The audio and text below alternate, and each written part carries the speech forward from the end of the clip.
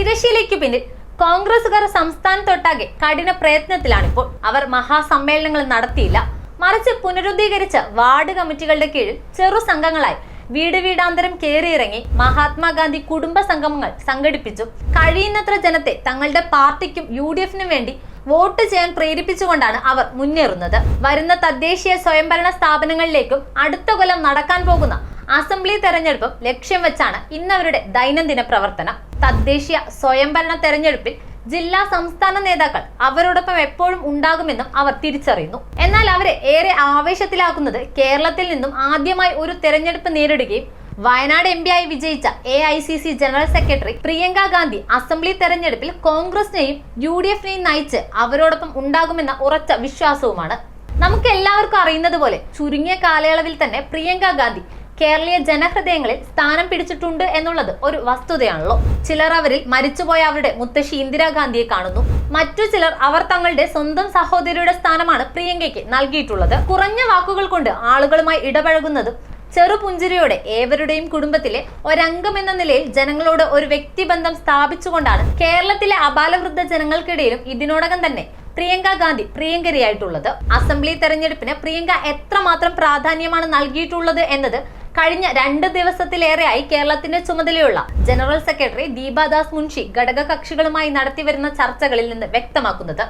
എത്രയും പെട്ടെന്ന് സീറ്റ് വിഭജനം പൂർത്തിയാക്കി ഏറെ താമസിക്കാതെ തിരഞ്ഞെടുപ്പിനുള്ള മുന്നൊരുക്കങ്ങൾ ശക്തിപ്പെടുത്തുവാനാണ് ഈ യോഗങ്ങളിൽ ദീപാദാസ് മുൻഷി ശ്രദ്ധ കേന്ദ്രീകരിച്ചിട്ടുള്ളത്. മുമ്പൊന്നും കാണാത്ത രീതിയിലുള്ള ഇത്തരം പ്രവർത്തനങ്ങൾ 140 മണ്ഡലങ്ങളിലെയും UDF സ്ഥാനാർത്ഥികളെ ഇലക്ഷൻ പ്രഖ്യാപിച്ചാൽ ഉടൻ തന്നെ ജനങ്ങളുടെ മുന്നിൽ അവതരിപ്പിക്കുവാനും ഇതോടുകൂടി സാധിക്കുമെന്നാണ് പ്രിയങ്കയും ഹൈക്കമാൻഡും ലക്ഷ്യം വെക്കുന്നത്.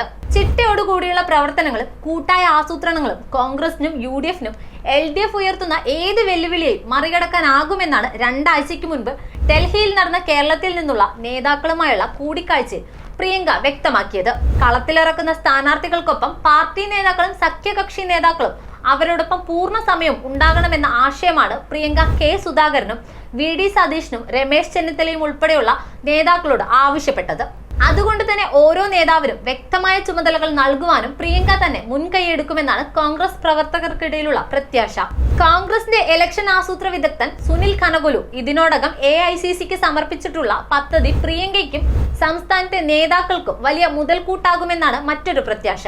കനകൊലു സമർപ്പിച്ച പദ്ധതി പ്രകാരം കേരളത്തെ വിവിധ മേഖലകളിലായി തരംതിരിക്കുകയും വിജയ സാധ്യതയുള്ള സീറ്റുകളോടൊപ്പം തന്നെ മറ്റ് മണ്ഡലങ്ങളിലും പ്രവർത്തനം ആസൂത്രണം ചെയ്യാനുമാണ് പദ്ധതിയിടുന്നത്. പരമ്പരാഗതമായ മലബാർ അടങ്ങുന്ന വടക്കൻ കേരളം, മധ്യ കേരളം, തിരുവിതാംകൂർ എന്നീ തലത്തിലാണ് കോൺഗ്രസും UDF-ഉം ഇതുവരെ പ്രവർത്തിച്ചതെങ്കിൽ വരുന്ന തെരഞ്ഞെടുപ്പിൽ പുതിയ പദ്ധതിക്ക് അനുസരിച്ച് 5 സോണുകളായിട്ടാണ് സംസ്ഥാനത്തെ മണ്ഡലങ്ങളെ തരംതിരിക്കുന്നത്. കാസർഗോഡ്, കണ്ണൂർ, വയനാട് സോൺ 1ആയും, കോഴിക്കോട്, മലപ്പുറം, പാലക്കാട് സോൺ 2ആയും, തൃശൂർ, എറണാകുളം, ഇടുക്കി സോൺ 3ഉം, ആലപ്പുഴ, കോട്ടയം, പത്തനംതിട്ട സോൺ 4ആയും, കൊല്ലം, തിരുവനന്തപുരവും 5ഉമായി തരംതിരിച്ച് വിവിധ പ്രവർത്തനങ്ങൾ നടത്താനാണ് ഇപ്പോഴത്തെ പദ്ധതി. ഇതിന്റെ ഉദ്ദേശ ലക്ഷ്യം വ്യക്തമാണ്.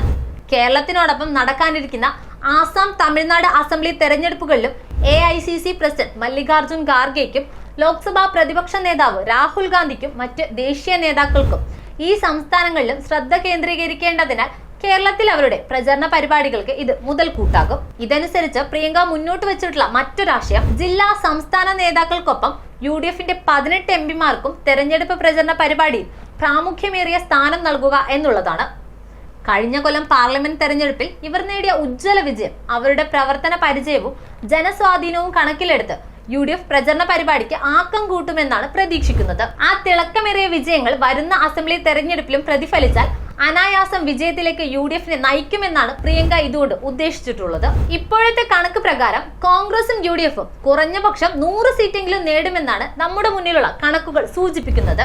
അത്തരമൊരു തേരോട്ടമുണ്ടായാൽ പ്രിയങ്കയുടെ കയ്യൊപ്പായിരിക്കും UDF വിജയത്തിൽ മുന്നിട്ട് നിൽക്കുന്നത്. കൂടുതൽ വാർത്തകൾക്കും വിശേഷങ്ങൾക്കും ഞങ്ങളുടെ channel like, share and subscribe ചെയ്യുക. കൂടാതെ സബ്സ്ക്രൈബ് ബട്ടണിലെ ബെൽ ഐക്കൺ ഇനേബിൾ ചെയ്യാനും മറക്കരുത്.